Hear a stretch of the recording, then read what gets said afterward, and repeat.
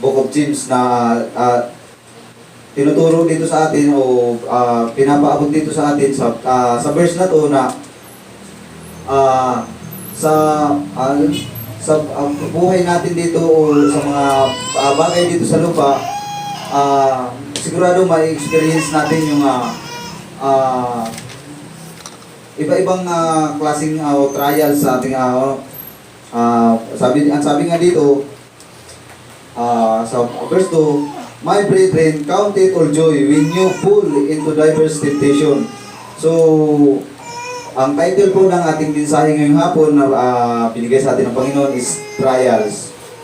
So, pure joy in times of trials. So, ano ba yung tunay na kasiyahan kapag saan tayo? Nasa harapan tayo ng Panginoon o isa tayong anak ng Diyos kapag hinaharap natin yung mga pagsubok o sinasabi nating trials. So, maraming mga bagay na sinusubok tayo sa ating pananampalataya. Pero paano ba natin ma-define o may ipapakita na masaya tayo sa pagsubok sa atin? So, number 1 point po, hindi na tayo magpapatagal para mabilis tayo matapos makauwi na kayo. Parang uwi na yung iba. So, ayan, number 1, joy in times of trials to be virtuously victorious. So, joy in times of trials to be victorious. So, it produces perseverance. Yung under po dun sa victorious, mapoproduce yung perseverance. So, kapag naglilingkod tayo sa Panginoon, maraming mga pagsubok na dumadating sa atin. Yun na nga yung kagaya ng nangyari kanina umaga, akala natin patitigilin na tayo. Akala lang natin yun. Pero hindi pinahintulutan ng Panginoon na mangyari yung pagsubok na yun. Sinubok lang tayo, sinita na tayo dito, pero bigla sinabi sa atin na hindi ko kayo patitigilin.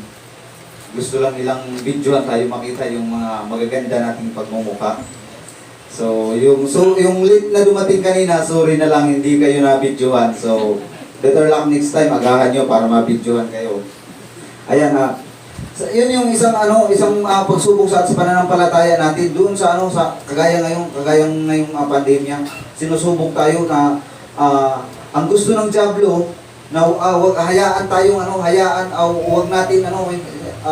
natin yung pagtitipon, kaligtaan natin yung pagtitipon. Pero ano yung sinasabi ng Bible na wag kaligtaan yung pagtitipon. As sabi dito, not forsaking the assembly of ourselves together as the manner of some is. So before pa lang, mayroon nang nangyaring ganito na yung pinapabayaan yung pagtitipon. Pero patuloy tayong pinaalalahanan na huwag natin kaligtaan yung pagtitipon. And second, po dun sa under po dun sa Christian must remain persistent in trusting God during trial. So, yun yung pinapaalala sa atin na mag-remain tayo sa pagtitiwala sa Panginoon, lalo na kung sinusubok tayo. Kasi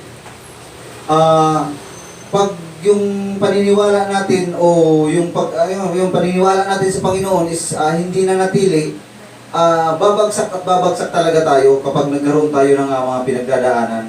Pero yung pinagdadaanan natin, hindi ibig sabihin nun na kinakalimutan na tayo ng Panginoon. Lalo lang pinapatibay yung natin doon, pananampalataya. Tinusubok lang kung hanggang saan tatag natin. Kasi yung sabi nga dito, a Christian must remain persistent in trusting God during trials. And sige, letter dito, a Christian must overcome the hardship during trials. So, ang sabi nga doon sa isang verse, na i-endure natin kung ano yung pinagdadaanan, sabi sa salita ng Diyos na isang verse doon na i-endure natin kung ano man yung pinagdadaanan natin, ilalo pa natin ipakita sa mga tao, sa mga hindi nakakakilala sa Diyos na mayroon man tayong pinagdadaanan pero hindi nakikita sa atin yung kahinaan, bagkus patuloy tayong nagiging masaya kasi mayroon tayong Diyos o Panginoon na tunay. Kasi doon sa mga ibang tao na nagsasabi sila ay mga mananampalataya pero pagdating sa konting problema is bumibigay na. So hindi na didefine o hindi nakikita doon yung tunay na kasiyahan bilang isang Kristiyano.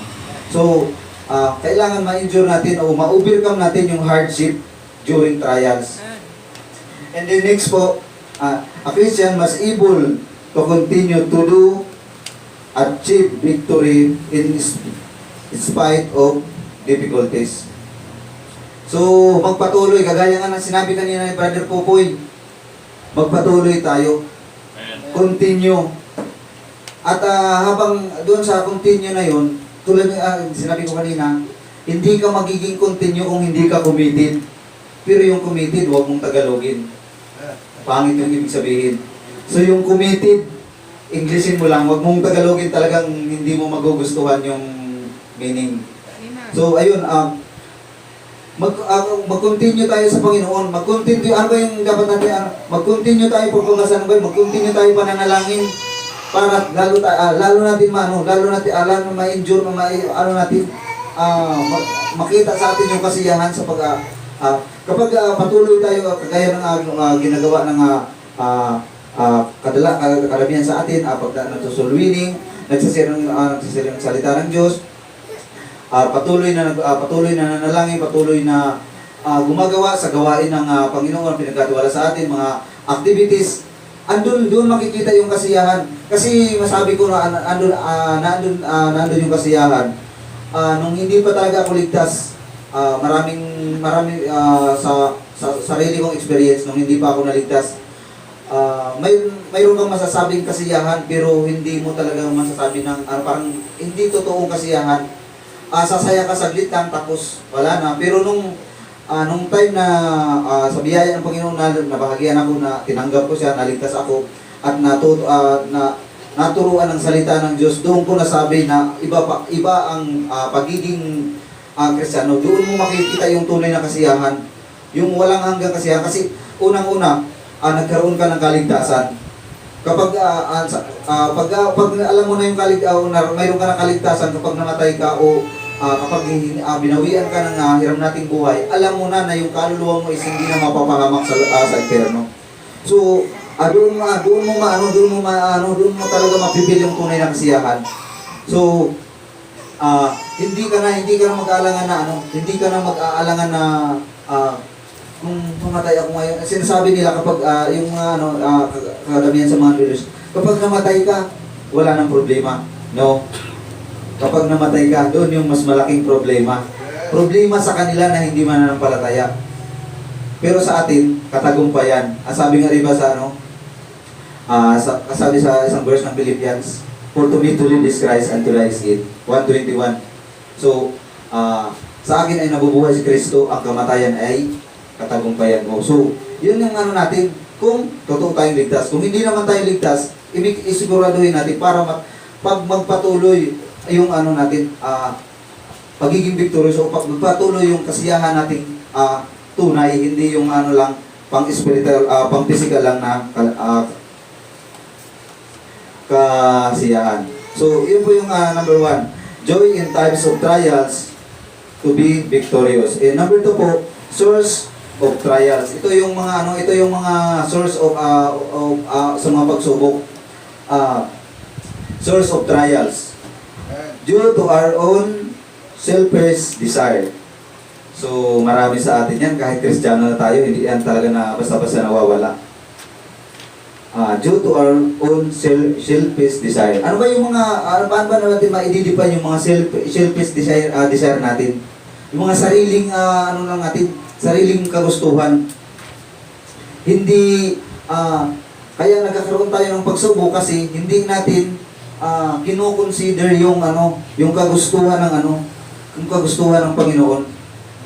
Yung gusto lang natin, yung nais natin. So, pagdating sa time na yon, o pagdating sa na yon, hindi na napupurihan, nagiging nagkakaroon na tayo ng trials o pagsubok kasi yung ginugusto natin, yung sarili natin, hindi tayo kumukonsulta sa Panginoon kung tama ba yung ginagawa natin o tama ba yung ginusto natin. Ito ba ay nagtanong ba tayo, tinanong ba natin ang Panginoon na ito ba ay ito ba ay tama na gagawin ko? So hindi na natin naging makasarili na lang tayo. Hindi na ako susulwini kasi ligtas na naman ako, hindi na ako mapupunta. Bahala na sila mapunta ng Pinoy kasi ako hindi naman ako mapupunta na. Which is mali. At doon sa hindi ka na nakapagsulwining, hindi ka na nakapagbasa ng Bible, hindi ka na nakakapag-pray. Sariling kagustuhan mo yun eh. Yun yung sinasabi na free will. Free will mo yun eh. Pero doon ka na sinusubok ka na doon kasi kapag hindi ka nakapag-share, mostly, hindi ka na rin nakakapagbasa ng Bible noon, hindi ka na rin nakakapag-pray. Limited na lang parang limited na lang tuloy yung time mo doon sa fellowship sa Panginoon. So, doon ka na susubukin ngayon ng kaaway. Para, And, second, sa source of trials, due to someone's action. So,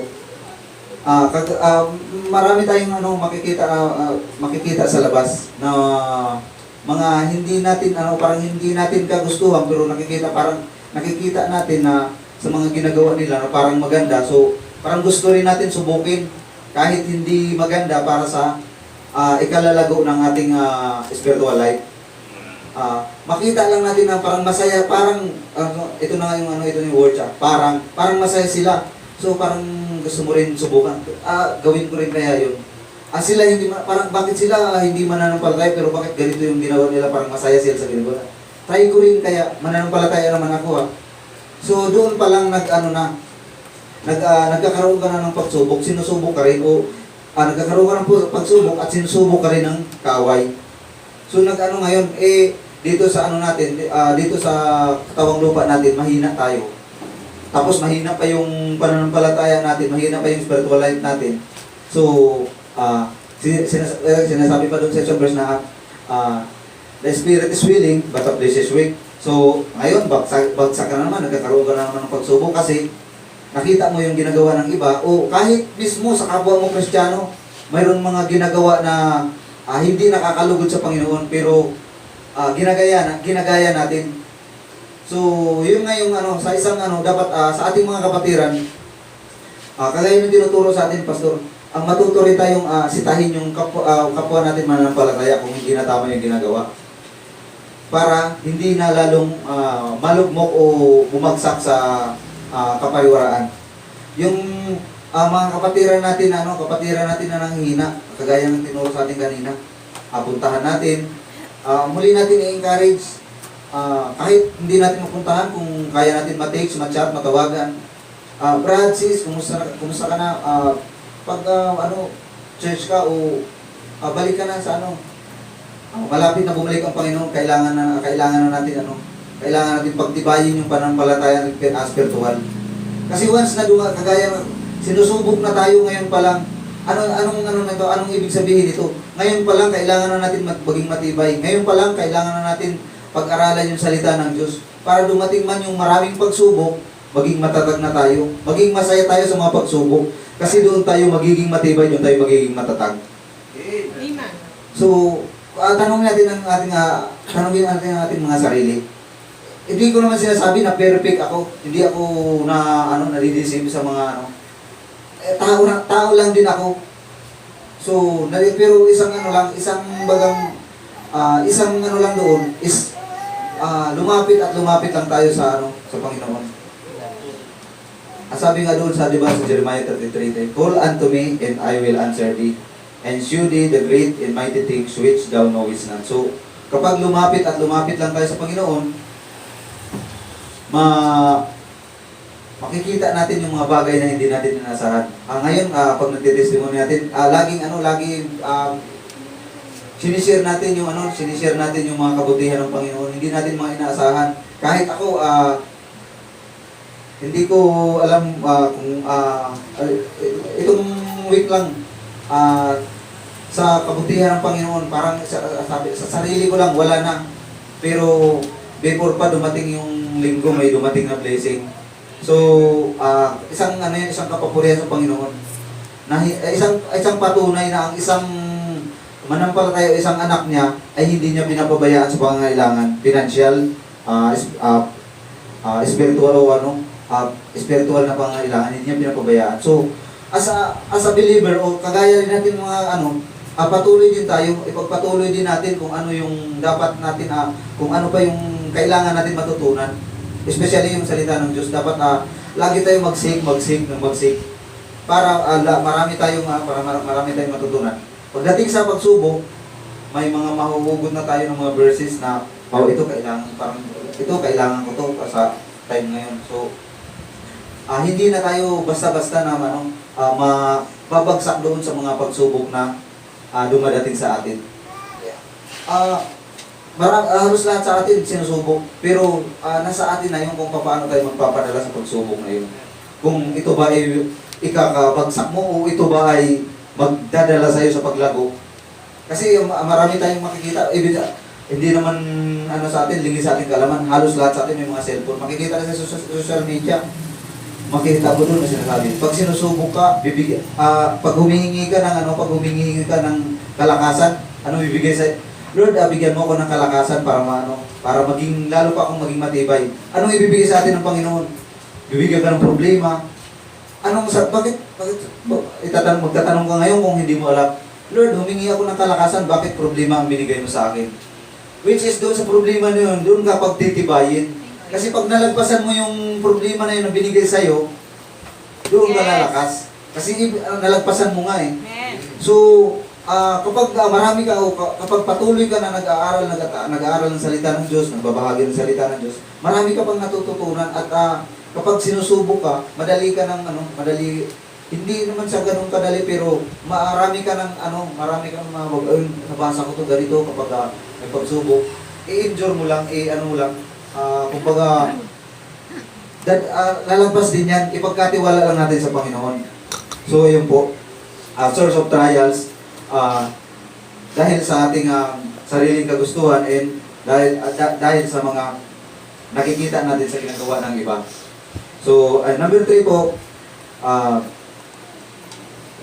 agent of trial. So, ito yung pinaka medyo mahirap-hirap sa atin. Unang-una yung pamilya natin.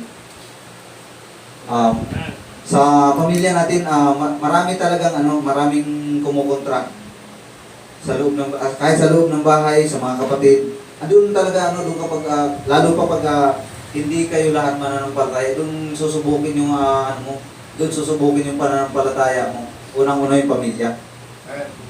Kasi doon sa loob ng bahay makikita yung so wag sana natin ipakita sa loob ng yung pinapakita natin dito na maging kung ano tayo ipakita natin dito, ganun din ang gawin natin sa loob ng sambahayan natin. Kasi doon makikita yung pananampalataya natin.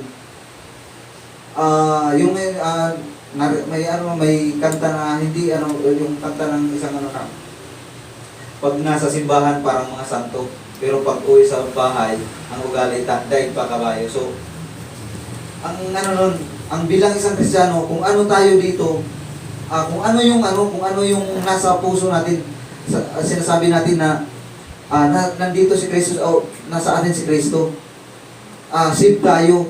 So bilang isang ligtas, dapat ipamuhay natin kung paano ang pagiging ligtas. At kapag nakita yung sambayan natin, doon makikita nila na tunay kang Kristiyano. Kasi yung sinasabi sa atin ni Pastor, baka mayroong nagki-Kristyanuhan lang, mayroong nagliligtas-ligtasan. So yun ang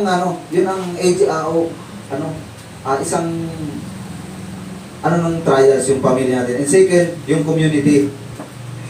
Yung mga nakikita natin, nasa paligid natin, yun yung mga doon makikita yung mga pagsubok. So pamilya, sa mga nakapaligid sa atin, doon natin nakukuha yung mga pagsubok. Pero tulad ng sinabi ko na, kapag patuloy ka na nag-aral ng salita ng Diyos, kagaya ng sa sinabi dito na, sa binasa natin dito sa verse 2, Nasabi dito, count it all joy when you are, ano sabi dito? Count it all joy when ye are pulled into diverse temptation. Ano natin, ibilang natin na kasiyahan kung tayo ay napupunta sa isang pagsubok. Kasi kapag nalagpasan natin, ay isang katagumpayan yun. Hindi lang sa atin, kapapuran sa Panginoon. And next sa doon sa Agent of Trials, yung fellow workers natin, yung kagaya ng mga natin kasamahan o medyo kahit sa kapatiran natin, nagiging din minsan yung yung pagsubok sa kapatiran natin. Kung doon tayo nag-focus sa kanila.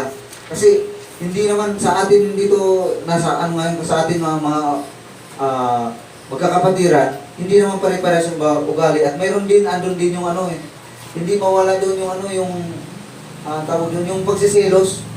Si ganito, bakit si ganito madalas ko sabi ni Pastor, bakit si ganito lagi pinapagalitan, bakit ako lagi akong nasisita, bakit sila parang ayaw ay di man lang pinapansin. So nandun yung nandun sa na yun, sa time na yun, doon parang sinusubok ka na nakukuha mo na yung pagsubok doon na parang pagka nasa nasa kalagayan na yun, sinusubok ka na ng kaaway, parang ipapasok na sa utak mo na sige, mo to, parang gawin mo to para magkagulo kayo. Pero kung mayroon tayong nalaman sa salita ng Diyos, is doon ka magbibase, hindi ka doon magbibase sa naiisip mo lang o sa kakayahan mo lang. Ibibase mo doon sa kakayahan ng Diyos kung paano masosolve yung mga pinagdadaanan natin. Amen. And next, yung natin, yung mga kaibigan natin, lalo na yung hindi mga ligtas. So, kung pipili man tayo ng kaibigan, yung mga ligtas. At kung may kaibigan man tayo na hindi pa ligtas, pwede rin natin silang bahagian ng salita ng Diyos. At pwede talaga, hindi lang dapat natin, siyempre, yun tinuturo sa atin. Unahin muna natin yung pamilya natin, mga kaibigan, lahat. Kahit nga sabi nga diba sa Bible, sabi na kahit yung kaaway natin, mahalin natin. So, doon yung mga pagsubok sa atin sa pamilya natin, sa community, sa mga kasamahan natin sa trabaho o sa mga kaparehas sa manggagawa at sa mga kaibigan natin. Kasi mayroon tayong mga kaibigan na malakas talaga mang-asar eh. Makitaan ka lang, yun yung sinasabi tinuturo sa atin, diba? Gumawa ka ng 10 tama, gumawa ka ng isang mali, hindi na nakita yung 10 tama na ginawa mo. Doon na nag-focus sa mali mo. So, bilang mananampalataya o bilang isang ligtas, ipakita natin sa kanila. Kasi mabutasan tayo, ay, baptist pa, Bible ba, tapos ganito rin, ganyan din naman pala ugali. So parang hindi lang ikaw ang natapakan natin yung Bible, natapakan na pati yung dinadala mong Kristo kung sinasabi mo may Kristo ka. Sinasabi mong ligtas ka, ay ligtas ba yan? Bakit ganyan yung ginagawa? Bakit ang lakas magmura? Tapos pa rin sumasama pa rin doon sa mga kaibigan sa sanlibutan, nagbibisyo. Ang pangit na testimony na hindi lang ikaw yung buong simbahan na nadamay dahil doon sa mga kaibigan mo na malakas mga. So bilang tayo ang ligtas, tayo ang maging mabuting halimbawa sa kanila para hindi tayo lalong subukin o hindi mahamak yung pananampalataya natin. Ipakita natin sa kanila kung ano yung pananampalataya na sinasabi natin. Kung totoo o baking lang. Kasi maraming nagsasabi mananampalataya pero hindi man makita sa ginagawa. So nawa, makita sana sa atin na isa tayong mananampalataya at isa tayong tunay na ligtas. Hindi nagliligtas-ligtasan lang. Amen. At number 4 po, ito yung negative effect of trials. So unang-una, ito yung negative.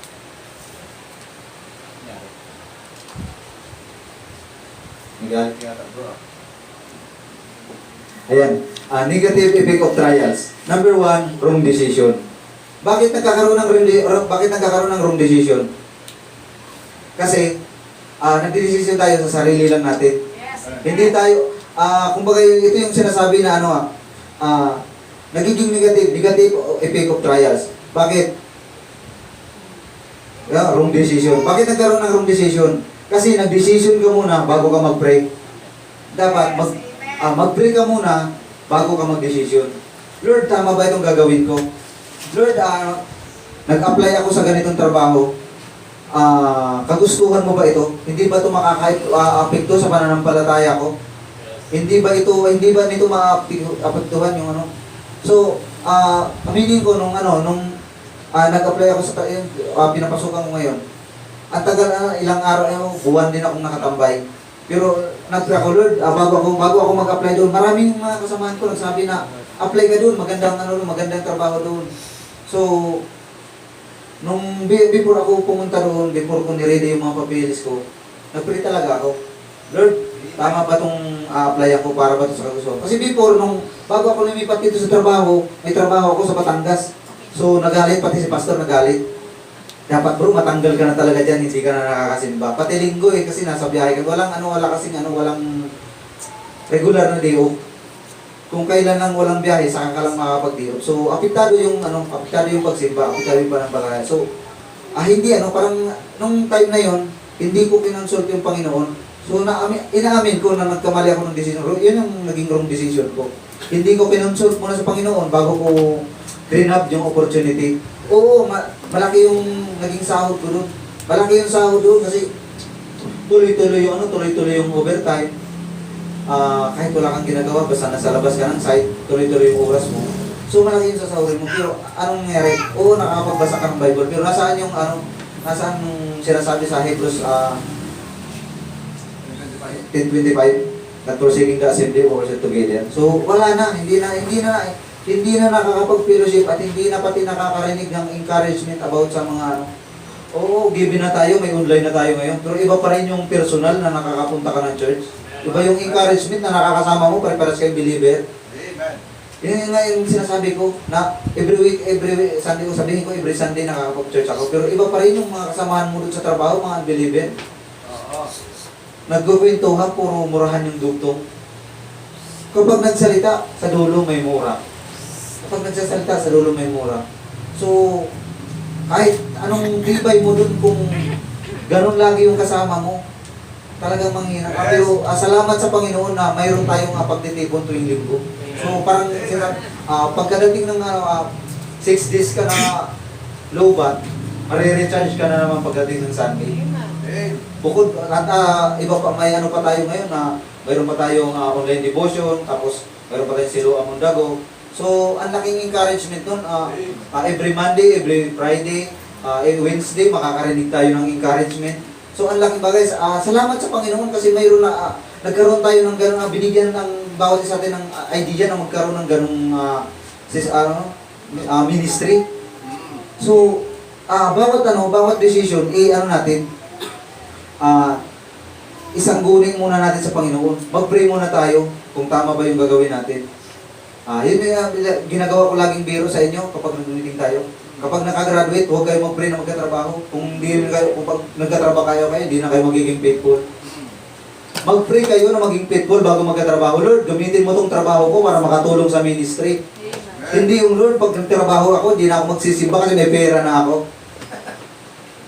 So, kasopangan, which is, panglupa lang. Pag namatay ka, hindi mo madadala yung haharangin ka nung may kalawit doon, nakita ko sa Facebook, bawal na magdala ng pera, iwan mo dito. So, useless yung kayamanan mo kung dito mo lang inipon. So, mag-ipon tayo ng kayamanan panglupa. Ay, panglangit, wag sa panglupa lamang na kayamanan. Yes. So, i-acknowledge natin ang Panginoon sa mga decision natin. And second, wrong decision making, financial loss. So, financial. Kapag pinag-uusapan yung financial, doon talaga din nasusubok yung natin pananampalataya. Kahit sino sa atin, wala sa atin exempted dito kapag financial ang pinag-uusapan. Pastor, di mo na ako magsitinda, maglalako muna ako. Pastor, di mo na ako magtitinda kasi hindi mo na ako magsisimba, Pastor, kasi may pasok kami ngayon. So, kahit sa akin, nangyayari yun. So, patuloy natin na ilapit sa Panginoon. hindi man tayo perfecto, pero maging ano tayo, dito tayo base sa dito tayo magbase sa salita ng Diyos. Hindi tayo magbase sa sarili kakayahan natin. And next, anxiety, fear. So, yun, anxiety. Anxiety or anxiety. So, ansaya pero may takot. Ganon. So, yun yung mga bagay na doon tayo mga sinusubok eh. Ito yung mga ang negative na nangyayari. And yung misunderstanding. Doon sa napag-uusapan natin, kapag mayroon kang hindi naunawaan doon, pagsubok na agad ang mangyayari sa'yo doon. O susubukin ka na agad. Ano ba naman to? Hindi pa nga natatapos yung isang project natin. Meron namang pinag-uusapan, 15,000. Bira. Gaano ba tayo dito kayayaman? Sino bang kumikita sa atin ng 15,000 dito? So ano pa lang yun ha? Galit ka? Ayun. Yung pagiging hindi agad natin baga one click lang na pagkasabi sa atin, hindi pa natin naunawaan, nag-react na agad tayo. Hindi natin naunawaan yung kung ano talaga yung magiging effect o kung ano talaga yung magiging hihinat nga nung pinag-uusapan natin. Dapat mayroon tayong sinasabi na mayroon tayong leader o mayroon tayong sinusunod dito. So, sumunod lang tayo kasi napakasarap maging leader kung isa kang good follower. Kagaya ng tinuturo lagi sa atin ng pastor. So, huwag natin i-misunderstand yung mga pinag-uusapan natin. And next, uncontrollable emotion. Ito pa yung kapag nagalit talaga kahit sino. Ini-encourage mo, hindi pa rin nakikinig eh. Bro, sis, alam mo, pare-parehas naman tayo may problema. Hindi yun nasasabi mo lang yun kasi hindi mo pinagdadaanan to eh. Hindi Tapos, kapag nagalit, kahit Kristiyano na, grabe pa rin kung magalit. Di ba sinasabi nga sa salita ng Diyos, kapag mayroon kang galit, huwag mong hayaan na lumubog ang araw na andyan pa tao. Hindi pa rin mawala ito. So, dapat pala, before lumubog ang araw kung may galit ka, dapat mawala na yun. Dapat tanggalin mo na kung ano man yung galit na nasa puso mo. Paano na lang, Brad? Paano na lang kung gabi ka nagalit? Di wala ng araw yun. O nga no, wala ng araw. Huwag mo pala patagalin yung galit. Yes. Amen. Given na yung nagagalit tayo, hindi naman tayo perfecto eh. Pero huwag natin patagalin. Kahit tayo yung tama o kahit tayo yung mali, matuto tayo adjust. Kasi yun na yung tinuturo sa atin na i-control natin. Ito yung ang Bible o ang salita ng Diyos nagtuturo sa atin kung paano ma-control yung emotion natin, kung paano ipakita yung pagiging Kristiyano. Huwag tayo basta mapuprovok sa mga nakikita natin o sa mga ginagawa sa atin ng sanlibutan, lalo na yung sa mga unbelievers. Dapat tayo yung maging halimbawa sa kanila. And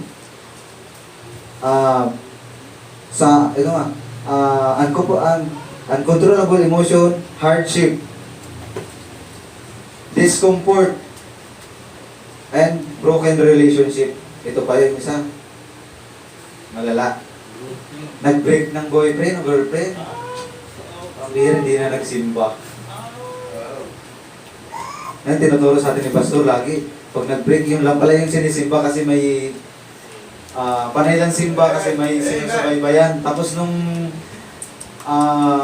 nag-break na, hindi na nagsimba, o nagkatampuhan mag-asawa, hindi nagsimba yung isa. Yes, amen.